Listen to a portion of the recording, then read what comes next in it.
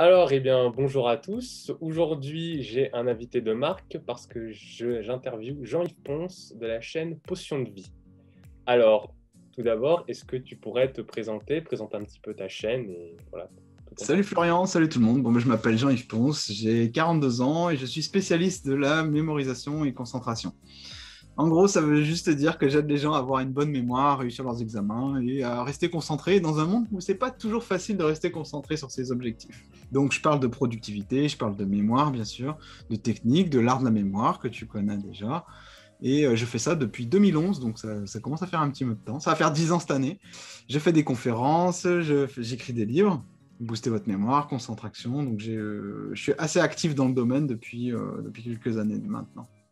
Et du coup, vu que ça fait 10 ans que tu es pratiquement sur YouTube, est-ce qu'il y aura, Ouais. alors peut-être qu'on va spoiler, mais un petit événement ou quelque chose? Ouais, il y aura un événement, ouais. Je pense qu'il y a de quoi faire en fait sur les 10 ans. Passer en revue tout ce qui s'est passé année après année. Les techniques que j'enseignais à l'époque en 2011 ne sont pas les mêmes que celles que j'enseigne en 2020 par exemple. Donc il y a eu pas mal de. Peut-être une rétrospective, un anniversaire, quelque chose. On va faire quelque chose de fun en fait, hein. On va faire quelque chose de fun. Comme pour la vidéo des 100 000 abonnés, j'avais fait un truc vraiment, vraiment sympa qui avait bien marché. On va faire un truc fun. Je sais pas quoi encore, on verra exactement. Ouais, bah en tout cas, suivez bien la chaîne, comme ça au moins vous serez tenu au courant et vous ne serez pas surpris. Alors, on aimerait savoir aussi comment as-tu découvert justement, alors surtout l'art de la mnémotechnie. Comment tu en es venu à cela? Totalement par hasard en fait. Ça remonte assez loin maintenant, mais à l'époque j'étais bibliothécaire. J'ai été bibliothécaire pendant 18 ans. Et j'avais un rythme de vie assez normal, quoi. Je vais au boulot le matin, je rentre le soir, et puis je regarde des vidéos sur YouTube le soir, déjà à l'époque. Et je me souviens d'une vidéo en particulier, c'était un documentaire de la BBC où tu avais un champion de mémorisation anglais qui, qui s'amusait à mémoriser des jeux de cartes. Et j'ai trouvé ce reportage hyper intéressant. Et puis, donc, il décrivait un petit peu comment il faisait. Donc, c'était en utilisant les techniques de la mémoire, hein, ni plus ni moins. Et moi, je connaissais pas. Donc, je découvre ça, je regarde. Et puis, il dit à la fin de ce reportage que c'est vraiment quelque chose que n'importe qui peut faire et que c'est juste une question d'entraînement, etc. Donc, ça a piqué ma curiosité. Et c'est comme ça que ça a commencé, en fait. C'est juste avec un reportage totalement par hasard. Et Ouais, je vois. c'est beau. Le hasard fait bien les choses. Du coup, comment tu l'utilises dans ton quotidien? Parce que tu en parles beaucoup, donc à travers de multiples Ouais. vidéos, mais toi concrètement, comment tu fais? Le truc que je me sers le plus au quotidien, c'est tout ce qui est système chiffré, Dominique System, PAO, tout ça, parce que quand j'ai des codes, et en ce moment on a énormément de codes, hein, il suffit de changer de banque pour que tu as des codes, tu vois, par exemple. Moi je trouve pratique de les retenir en utilisant le système chiffré. Les plaques d'immatriculation, les numéros, tout ça, j'utilise le plus possible le système chiffré. Donc dans mon quotidien, dès que j'ai quelque chose qui a à voir avec les nombres, avec les chiffres, j'utilise le système chiffré. Ça, par exemple, dans le quotidien, j'utilise très régulièrement. J'utilise également tout ce qui est système de notation de livres pour mémoriser un petit peu tout ce qui est les points clés des livres. J'utilise une sorte de petit palais mental, un pour chaque livre. Mhm. Donc vraiment très peu de choses, mais ça me permet de garder le fil conducteur, de mémoriser le fil conducteur de chaque livre. Donc ça aussi, vu que je lis énormément au quotidien, du coup, ça me permet de garder une trace de ce que je lis. C'est quand même très pratique. Et puis, j'essaie de toujours faire fonctionner un petit peu la mémoire plutôt que d'avoir le réflexe un peu facile qui est de stocker dans une mémoire externe comme les téléphones, les ordis, etc. Quel est peut-être le plus grand défi mémoire que tu as réalisé? Ah, c'est assurément, pour une émission de télé, j'avais mémorisé les empreintes digitales. Oui. Donc ça, c'est un gros défi, hein. Oui. Faut se préparer devant des millions de téléspectateurs, c'est quand même pas non plus easy. Mais je trouvais que c'était le bon moment, en tout cas, pour mettre le projecteur, en tous les sens du terme, sur l'art de la mémoire, pour le rendre un petit peu grand public. C'était mon but quand j'ai fait une émission qui s'appelait Les Extraordinaires il y a quelques années maintenant. Et là, mon but, c'était vraiment de mettre au premier plan les techniques de mémorisation et voir ce qu'on peut faire avec. C'était un peu le sujet de l'émission aussi, donc ça tombait bien. Et là, le défi, c'était de mémoriser les empreintes digitales des membres du public. Je faisais ça en fil rouge dans l'émission pendant qu'il y avait le reste de l'émission. Moi, j'étais avec Marine L'Orphelin et puis elle me faisait voir les empreintes digitales, puis moi, j'essayais de les mémoriser comme ça. Et après, il fallait les restituer et puis pas faire d'erreur, quoi. Donc ça, c'était le plus gros défi. Pas forcément le plus difficile, mais le plus gros, parce que c'est celui qui a eu le plus d'impact. En tout cas, il y a un rayonnement quoi, là-dessus directement. Le plus difficile, je sais pas. Les stations du métro de Paris, ça avait été beaucoup plus difficile que je l'imaginais à l'époque, parce que j'habitais pas Paris. Enfin, j'habite toujours pas Paris d'ailleurs. Mais pour moi, c'était quelque chose de très difficile, parce que je connaissais aucune station, rien du tout. Et c'était pas si facile que ça. Tu te retrouves vite avec plus de 300 stations. Et il fallait que... Enfin, en fait, dans mon défi, je voulais mémoriser les correspondances, les stations, les couleurs, et le plan sur la carte exactement où elle se trouvait. Donc c'était plus difficile qu'il n'y paraît. Ça m'a pris beaucoup de temps et d'énergie. Mais non, ouais, les empreintes digitales, c'est ce qui marque le plus, en fait. Sur les 50, t'en avais 4 qui étaient dans un sens. Dans l'autre sens, en fait, alors que les autres, elles penchaient tout à droite. Il y en avait 4 qui penchaient à gauche. Donc ça en fait 4 de moins à mémoriser, en fait, parce que ça fait des petits points de repère, je sais pas comment expliquer, mais c'est tous des petits trucs comme ça qui fait que tu peux les différencier plus facilement. Si tu tombes sur les 4 qui sont à gauche... Ouais, directement, il y a... Dis bon là... Fabien, Pierre, Bruno et Mélissa, voilà quoi, ça va vite. C'est très... Ouais, c'est... Oui, mais tu as tout à fait raison, c'est à force de s'entraîner qu'au bout d'un moment, ça devient des automatismes, on trouve des stratégies, comme tu as fait, donc justement, le pouce qui n'est pas... les empreintes qui ne vont pas dans le même sens. Donc en tout cas, je trouve quand même ce défi-là beaucoup plus impressionnant, personnellement. Oui, comme incroyable, c'est sûr. En fait, je pense que le métro, ça a été mon premier vrai défi, en fait. C'est pour ça aussi que ça m'a marqué. Le premier gros vrai défi, avec le paquet de jeux de cartes. Mais bon, le paquet de jeux de cartes, tout le monde sait faire, même. Enfin, tout le monde sait faire. Tous ceux qui savent utiliser. Classique. Non, mais c'est ça. En fait, le plus difficile dans les empreintes digitales, c'était vraiment le stress de la caméra. Et des millions de téléspectateurs, t'as 2 chavannes qui partent, t'as une centaine de personnes dans les coulisses et tout qui s'activent et tout. T'es pas tranquille quoi quand tu le fais. T'es pas tranquille, t'as les projecteurs dans la tête, donc t'es ébloui, t'es fatigué parce que t'es là depuis 9h du matin et toi tu passes à 10h30 du soir. Donc tout ça fait que ça rend l'expérience très, très difficile, mais en même temps c'était fun quoi. Moi je suis bien content d'avoir fait. Je le ferai pas, hein, mais je suis bien content d'avoir fait. Alors du coup, j'ai une autre question qui me vient comme ça. Vu que tu aimes beaucoup les défis mémoire, est-ce que tu as déjà pensé ou tu as voulu t'intéresser aux compétitions de mémorisation? Ouais, j'ai même formé des champions de mémoire. Hein, donc, bien sûr, je me suis renseigné, je me suis informé sur le sujet. À un moment, j'ai même voulu participer à un championnat de mémoire, tout simplement. Mais à l'époque, ça n'existait pas en France. Il fallait que je me déplace, il fallait que j'aille loin.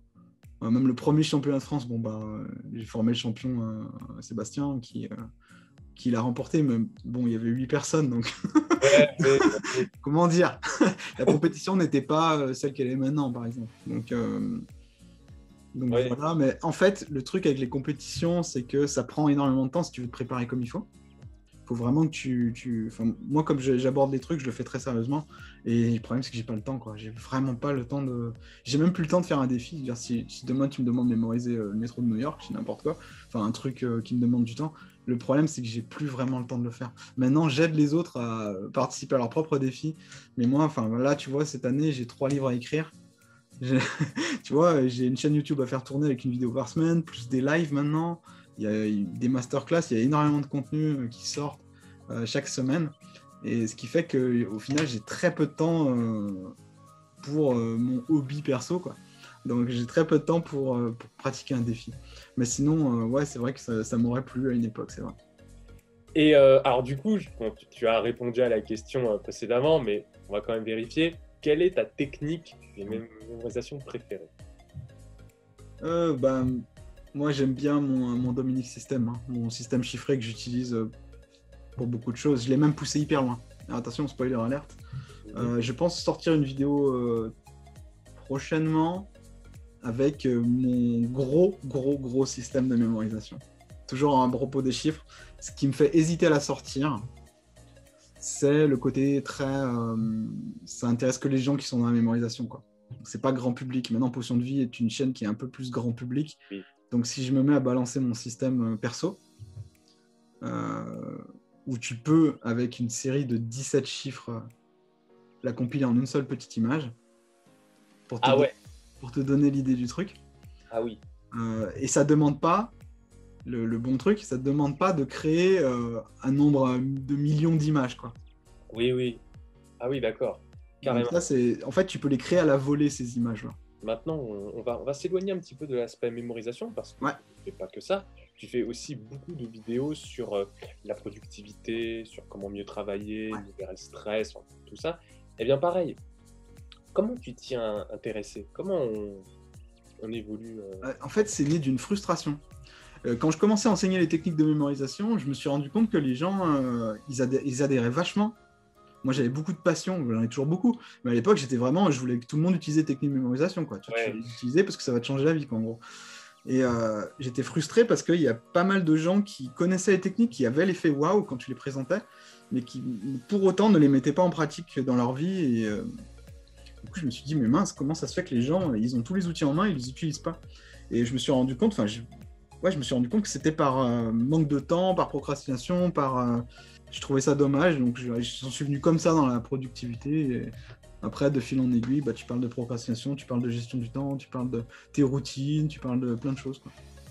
oui, en fait, c'est comme la mémorisation, en fait, c'est de l'association d'idées. Ouais, C'est-à-dire, voilà, tu veux travailler plus efficacement, donc tu vas rechercher ça. Là, d'un coup, tu découvres quelque chose sur la gestion du stress qui te permet de mieux travailler. Et c'est l'effet boule de neige, en fait, tout simplement. Enfin, sauf dans le bon sens du terme, évidemment. ouais, ouais, c'est ça. En tout cas, je trouve ça intéressant, c'est-à-dire que de base, tu es parti de la mémorisation et c'est Mm, ça qui t'a amené justement à c'est ça. élargir ta culture, élargir ton esprit et à trouver d'autres méthodes. Donc, Bah, moi, je trouve que c'est inspirant quand même, parce que ça veut dire qu'on peut se passionner très vite pour quelque chose, et tant que tu as l'envie de partager, voilà, d'être utile, de partager, bah, du coup, les gens, ils te suivent, quoi.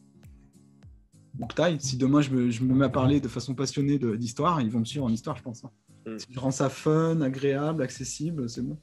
Alors, on va synthétiser, mais si tu avais 3 conseils que tu donnerais justement pour les viewers, qu'est-ce que ce serait? Pour qu'ils soient plus productifs. Pour qu'ils soient plus productifs ou même d'autres conseils, on va dire de manière générale, des conseils qui ont vraiment Euh, impacté. Bah, les conseils qui m'impactent, c'est des conseils tout simples. Le premier, c'est quand vous bossez, il faut mettre ça dans une autre pièce et ne pas que vous puissiez l'entendre également. Donc, en avion, dans une autre pièce, quand vous bossez. Je vous dis pas de ne plus jamais utiliser le téléphone portable. Je dis juste mettez-la dans une autre pièce quand vous bossez, quand vous avez un truc important à faire. Ok. Ensuite, il faut que chaque jour où vous commenciez votre journée, vous sachiez ce que vous allez faire. Vous avez une mission en fait, un défi.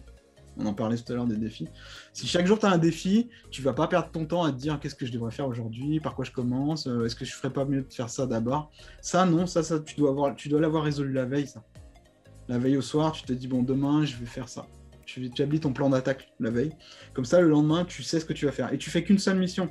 Tu tombes pas dans le piège de vouloir en faire 10 000 quoi, et de vouloir charger un planning qui n'a pas de fin, faire des to-do list à l'infini, ça marche pas.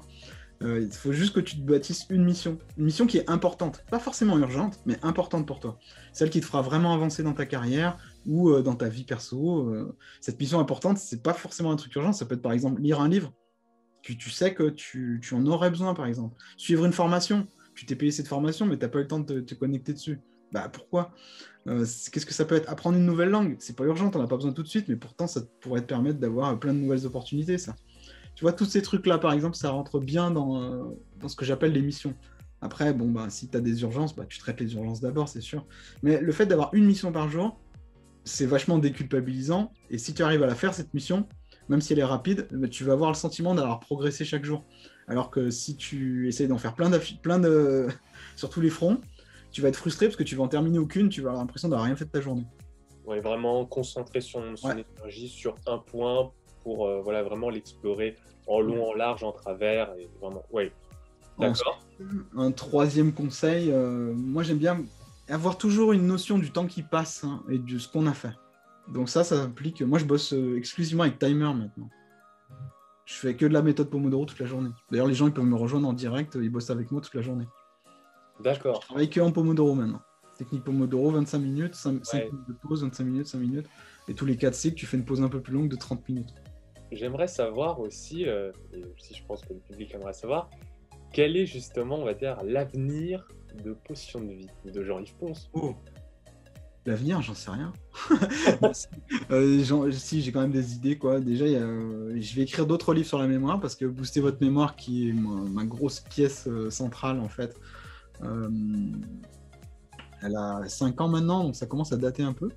J'ai besoin et j'ai envie d'écrire le livre de la mémoire, mais en reprenant les codes de mon livre sur la concentration. Parce que mon livre sur la concentration a beaucoup de bons échos également, parce qu'il est sous forme un peu plus romancée de dialogue, et j'ai envie de mettre ça dans un livre sur la mémoire. Qu'est-ce qu'il y a d'autre? Le développement de la chaîne YouTube. Avec, maintenant, il y a un programme par semaine. Hein. Je veux dire, chaque lundi, je poste les trucs et on sait tout ce qui va se passer la semaine.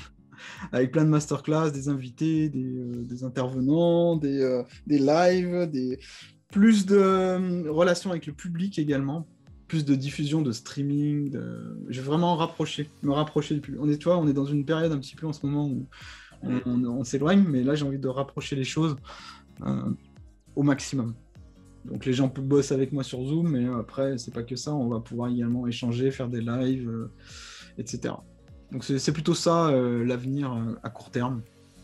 Plus le projet des 10 ans. Bon, ouais, c'est un petit projet des 10 ans, un truc fun, quoi. Est-ce que tu aurais un mot de la fin, ou on va dire pour conclure un peu cette... Ouais, il faut rester curieux. Restez curieux, les amis. Demandez-vous le pourquoi des choses. Enquêtez un petit peu, même sur les trucs qui vous semblent un peu nuls ou vous pensez tout savoir sur le sujet. Restez curieux, restez ouvert, restez passionné, intéressez-vous aux choses. Et après, voilà, moi ça m'a mené ici, mais pour d'autres gens ça les mènera ailleurs. Mais tout, c'est de ne pas perdre la passion et de garder cette envie de partager, quoi. Oui, je suis tout à fait d'accord. C'est vrai, moi aussi, quand j'ai découvert l'art de la mnémotechnie, également par hasard, je pensais pas, voilà, que ça m'emmènerait où j'en suis aujourd'hui. Je suis pas encore à ton niveau, mais c'est vrai que ça m'a fait m'intéresser à plein de domaines. Je me suis rendu compte, voilà, que c'était mon noyau dur, c'était vraiment la mémoire.